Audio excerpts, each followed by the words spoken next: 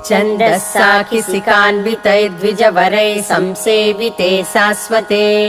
सौख्यापादिनिखेदभेदिनि सुधासारैः फलैर्दीपिते चेतः पक्षिसिकामणे त्यज वृथा सञ्चारमन्यैरलम्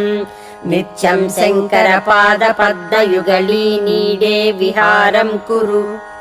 పక్షి వంటి ఓ మానసమా,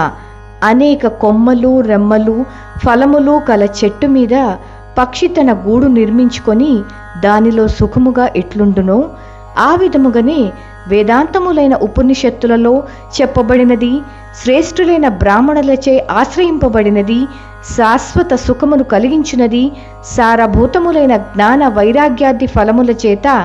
సంసార కేశములను భేదించునది, దేదీప్యమానమై ప్రకాశించునది అయిన సాంబ శివుని యొక్క పాద పద్మములనాశ్రయించి ఆ